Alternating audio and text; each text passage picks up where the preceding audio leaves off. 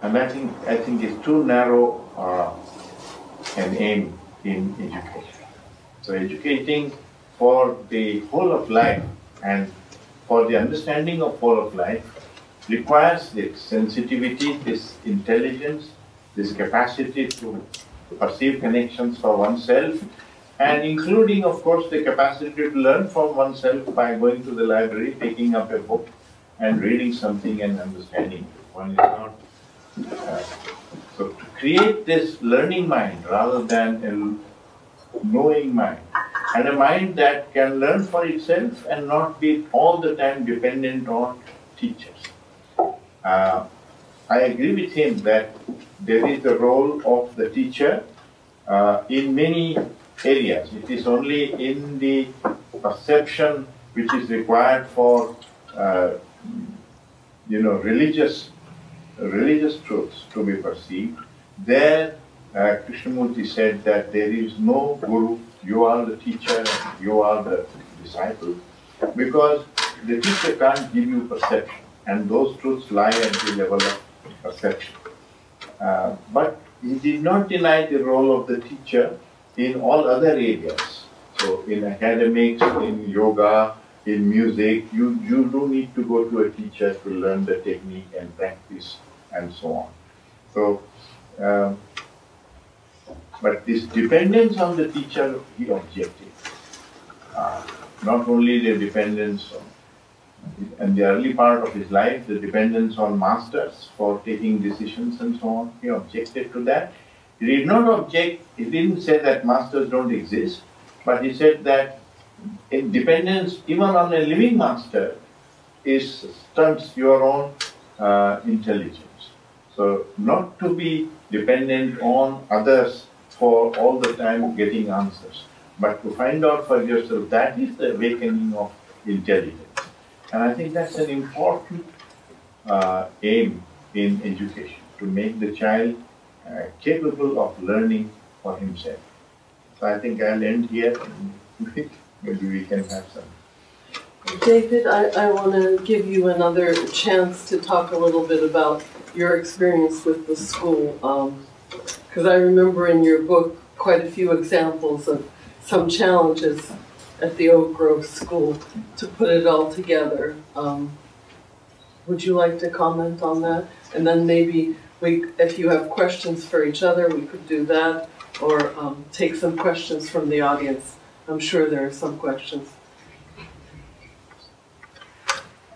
I'm not quite sure what you're referring to, but I'll give you one example that I think fits what you're talking about. I put this in a little bit different context, actually, because a few weeks ago at the KFA library, I was giving a talk about my book, and I chose as the theme of the talk an issue which comes up quite a bit among people who are interested in that Christian philosophy, and also in response to my book. And that was, is there anybody who listened deeply to Krishnamurti who really got it, who really saw the whole thing deeply, fully, completely? Because there's some reason to think that nobody did understand it completely. Krishnamurti, at the end of his life, made a statement which some people had interpreted in that manner, as if to say, nobody really got it. And in some of my conversations with David Bohm, which were reported in my book, this issue came up. Because Bohm himself, who was such an utterly gifted man, so incredibly articulate and insightful, he didn't think he got it.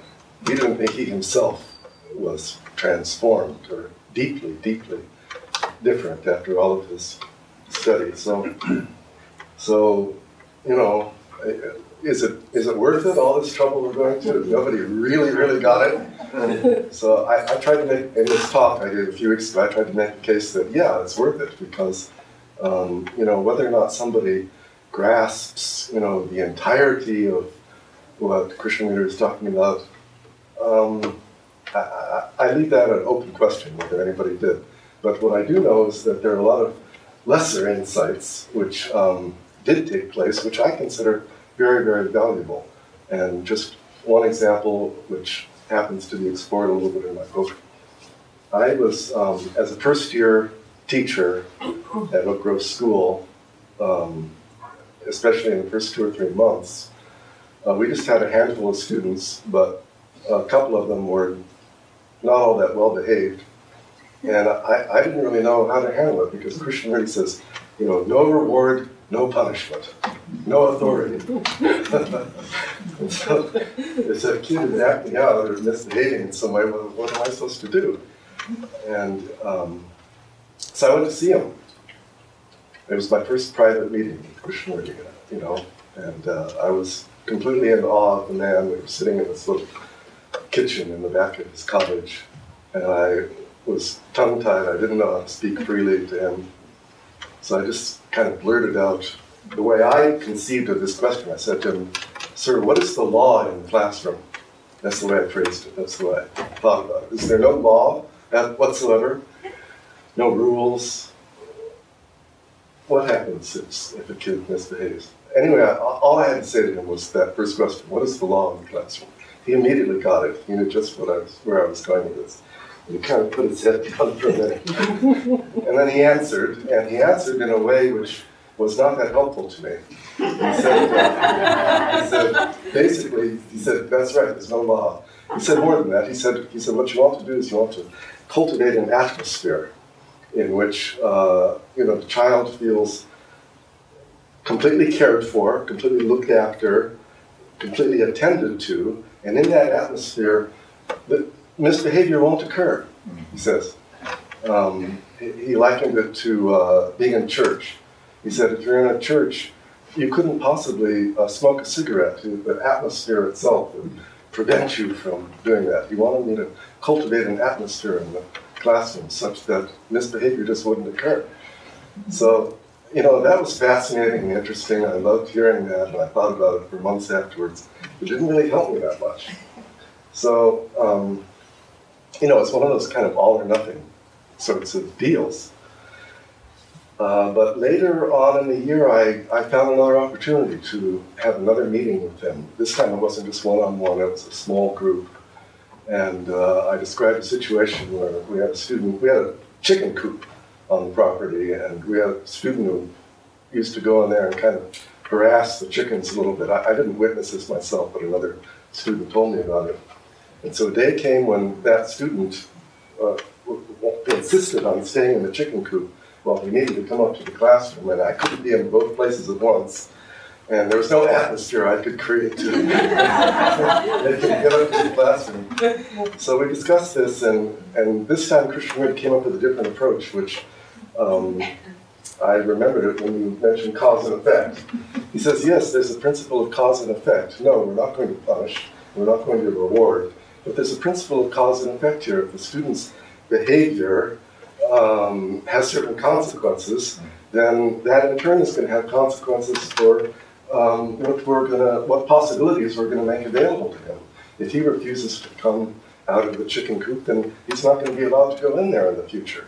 It's a natural consequence of his own action. And so this, for me, became a very valuable principle, which it wasn't reward, it wasn't punishment, it wasn't deliberately inflicting pain in order to get the right result, or dangling out a reward, which is a mechanical approach. But it was something also useful and intelligent. And was it the whole enchilada? No, it was not the big insight, radical transformation. But it was insightful and useful, and it's just an example of many, many things that I feel similarly about Krishnamurti's teachings. Can I ask him a question? Absolutely.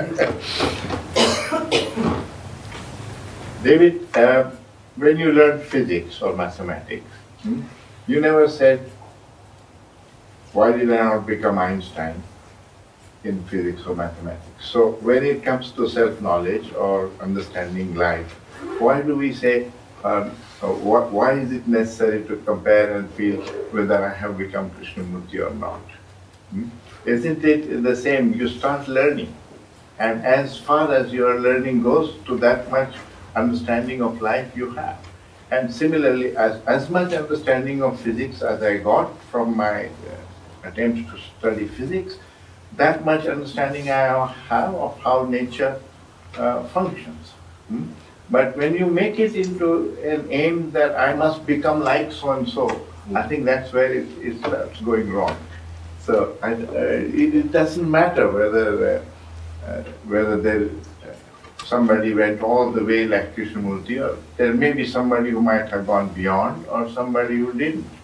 But the fact that we can grow in our understanding, but that it requires this whole application of watching, of learning for oneself, of staying with questions rather than with answers, and of not seeking answers in books, but through your own exploration, all of which is the awakening of intelligence. Now, once that is there, where it will take you, not your concern.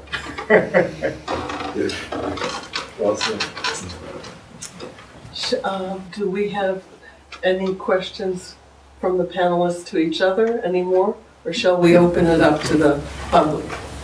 Please. Anyone?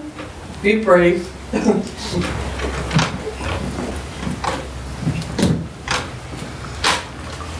Jeff? I want to address Professor Krishna's last comment. And it's true that Krishnamurti said, don't compare. But he's the one that, from my memory of everything that he said, that when people would say, well, we're changing slowly, or there's gradual understanding, he would say, no, there has to be a complete, total transformation. Otherwise, anything less than that, it's just not going to make it. Now, what he meant by that, I don't know. But I don't think it's just a matter of saying, like to David, well, you're comparing yourself to Einstein. It's that there was some sense that there is something called a complete transformation, or a total, he didn't like to use the word change, but something totally different than what had preceded it. And it implied that your whole life would be different. All the questions that you asked would disappear because you had that transformation. So it wasn't so much a matter of comparing to an ideal, but that there is such a thing as that. Even though, in the end, he said, I don't know if anybody got it, right? But yeah. But do you know what I'm saying? Yes, absolutely. I've read all that, which you just mentioned. It's true. But he also said, you have to begin near to go far. It's hard work, he said, right? So I think you have to put all these statements together and find out for oneself, what did he mean, actually? Does it mean that since no time is involved, it will all just descend on you in a moment? Does it mean that? Or does it mean that you don't stop inquiring, you don't stop learning? You keep knocking because there is no end result to be achieved. When you achieve, you say, now I'm done. It's not like that, because he said, whole of life is a movement in learning. So you have to put all those statements together and then find out for yourself what is true in this. Because he did say, don't accept what I say, investigate it. Because in investigating, you discover for yourself what is true. Yeah. So I think sometimes perhaps because we interpret some of his statements, they block us. Because he says it's not a matter of time. Yes, it is not a matter of time in the sense that when the insight comes, it comes. Before that, you're not progressing towards insight gradually. That is true. But time passes anyway, whether you have the insight or not. Right? So for Krishnamurti himself, the insight came in 1922. The first insight, mystic experience, came in 1922. But it doesn't mean that it came because of what all he was doing before 1922. There is no causal relationship with insight. That's why it's a bit mysterious how that insight comes. But I think it's important not to block insight. And you block insight when you have strong opinions, when you have belief and you are not willing to inquire, you are not willing to question, then it blocks insight and blocks learning, therefore, because you think you know. So when that state of not knowing, the state of exploring, of wanting to discover something, that is itself the learning mind. And he said the learning mind is the religious mind. Is there a question over here? The scientific mind is part of the religious mind, he said, because you need that for learning about nature. But there is much more to learning than just learning about nature. I just wanted to add to that we're conditioned to have a thinking about ourselves all the time, so there's no space for insight to even come. Because we're constantly in activity, ever so minutely, and there's just no space. So, I just wanted to bring that up. The conditioned self, we're conditioned to have this, we're conditioned to think that we're separate, that we are somebody and that we're trying to get somewhere. Yes, but if that is what is happening, then one can observe within oneself why that is happening. So the question you have is not blocking it, but I want you to understand this phenomenon. Why is my mind all the time chattering? That if it is chattering, I ask that and why. And in order to understand that question, I observe, I watch. I don't go and find the answer in a psychology book. It probably gives the answer. But I'm not interested in the intellectual answer. I'm interested in the perception which might dissolve the cause of this problem. You don't get that perception from the book. Or by a crowded mind. Or by a crowded mind. But mind is crowded. Let us say mind is crowded. What is it to do? It can watch, no? It can watch what is taking place. Yeah. And why it is coming to. You have to stay with a lot of questions in order to learn about that. And the change is a byproduct of the learning. The change doesn't come from decision to change.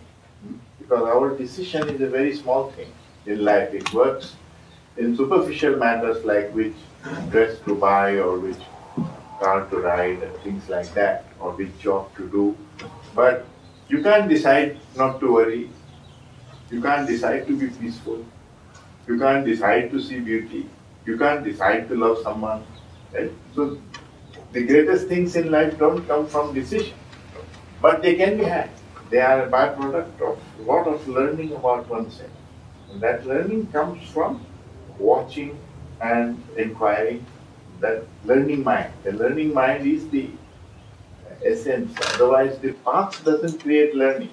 You can learn on any path, provided you have the learning mind. But if the learning mind is not there, the path is just something mechanical. You were emphasizing yesterday the humility of not knowing. Yes, so first of all, to be aware that what you know is a very limited bit. And therefore there is a vast unknown to be explored further. Whether in the religious sphere or even in the scientific sphere.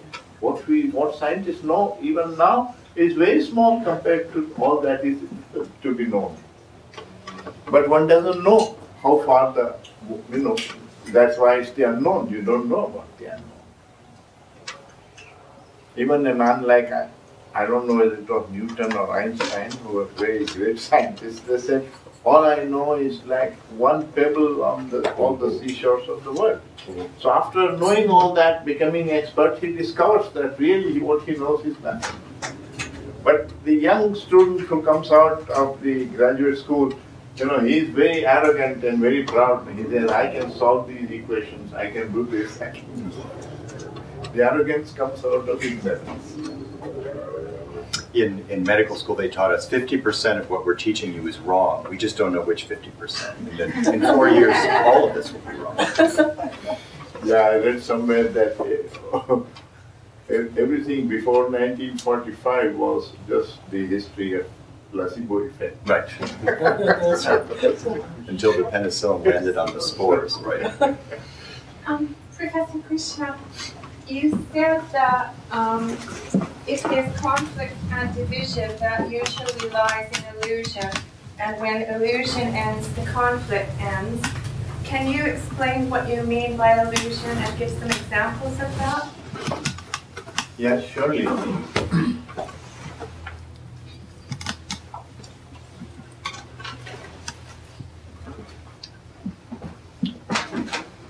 There is a big division in India between Hindus and Muslims, and there is a lot of rioting in communities.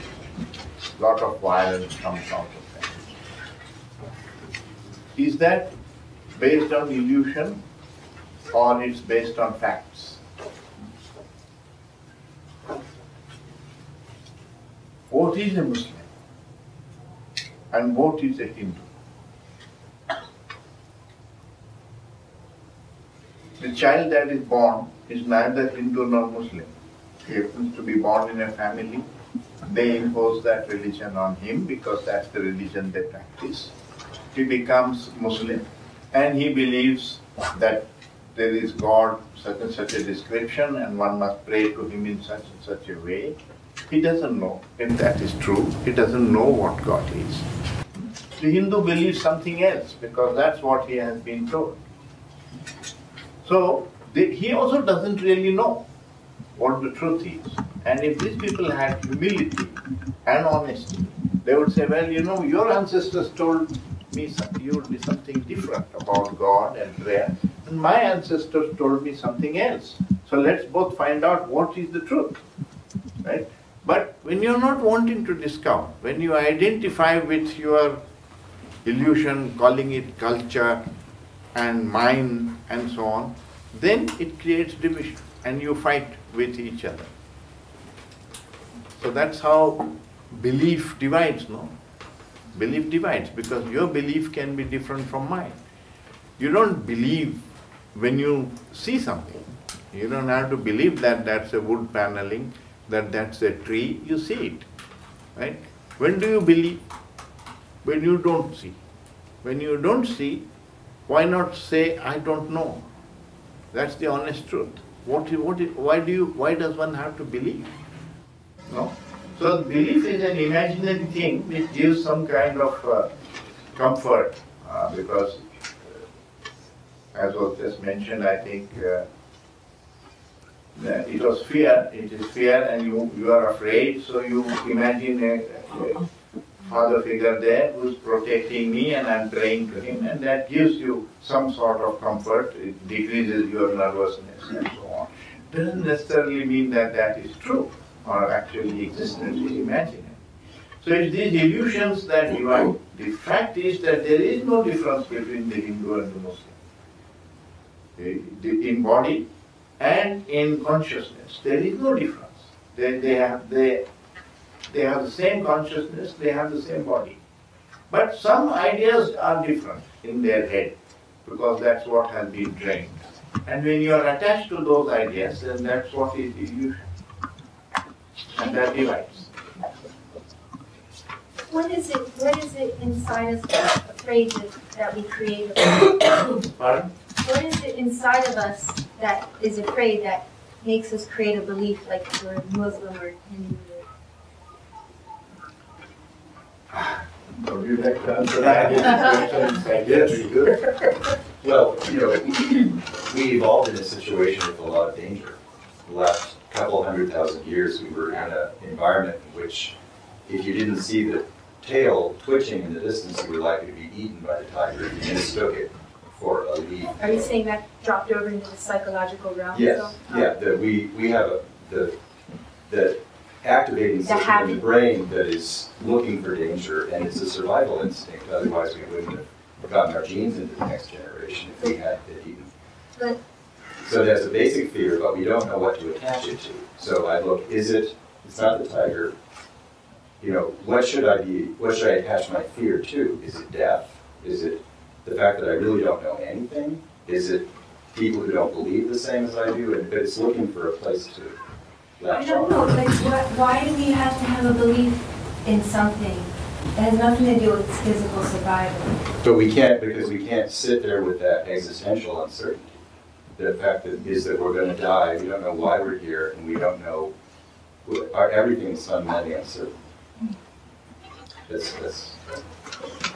It does create a kind of security. It creates security. Temper, but it's not very effective. Like aspirin.